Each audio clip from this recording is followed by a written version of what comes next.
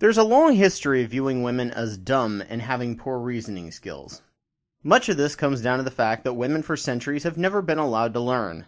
The literacy rates of women was much lower than men for centuries because of the idea that women must not teach men. Bookkeeping was the realm of the menfolk, which for many generations was the only point for learning math at that time, unless you were studying high-level philosophy.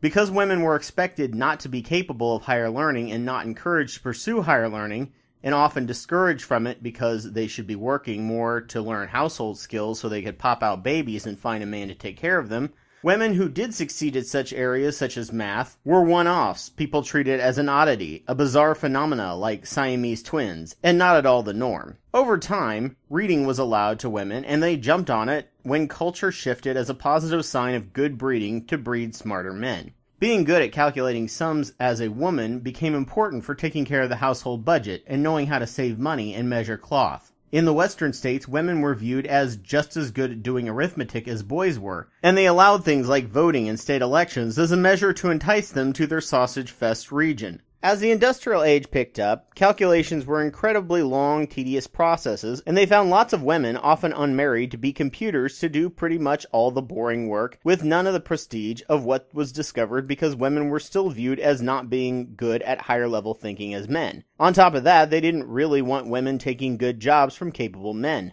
As the computer age picked up, women were the early programmers, running tedious punch cards and were viewed as good math minions, but men were still viewed as smarter and better managers. Grace Hopper invented the first compiler and contributed heavily to the invention of COBOL, one of the first high-level programming languages. She left the Navy with a rear admiral rank. Many other women were recruited for computers, and women worked a lot in encryption during the major wars. In the 70s, with cheap semiconductors coming into the market, garage computer hobbyists became popular among men, while women still dominated much of the work in the large-level computing. Gates, Jobs, and Wozniak cemented computers as a man's world. Men flocked to the personal computer, while women were expected to use them just for menial things, like data entry and word processing. The personal computer and programming industry had a very fraternity-like mindset, an atmosphere around it preventing women in the field. Games like Pong and the early Atari when they first came out were marketed at adults of both genders, and there was little distinction. In fact, many of the lead programmers at Atari were women.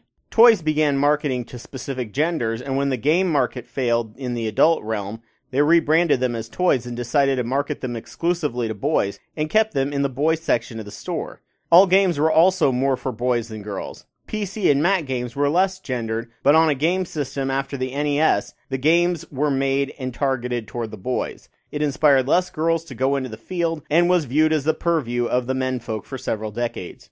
Girls to this day have assumed biases against them by their teachers, especially their older teachers. If a boy is struggling in math, they assume it's because he needs help. If a girl is struggling, it's because they assume she's just a girl and not going to be good at math, even though all the data shows them to be at least equal in math.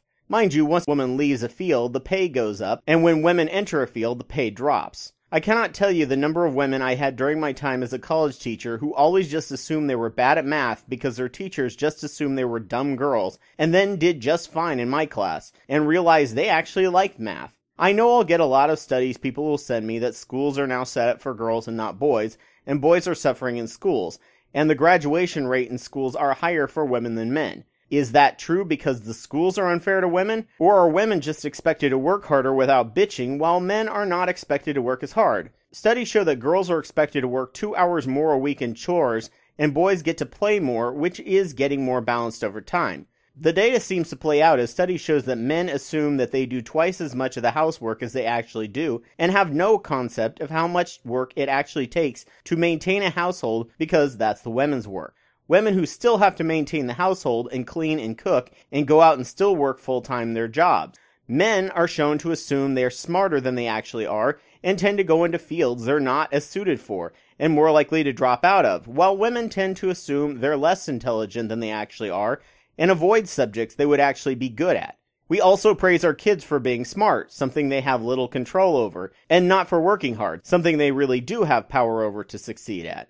Boys especially are then set up for failure because they don't bother to try as hard because they're smart and will certainly succeed, then fail when they aren't well prepared. Girls worldwide do better than boys at both math and science and then lose interest in high school, often because it's viewed as a boy thing, and they believe they aren't smart enough for it because they don't get as much encouragement for it. There is an imbalance in our culture. Children will live up to your expectations, and equal expectation in practice and work ethic should be expected of them regardless of what they have in their pants. Or we can underutilize half the population of the planet by assuming their brains are much stupider than men's are, so they should just do all the hard, boring labor while we get the thinking jobs that at least half of them are just as suited at.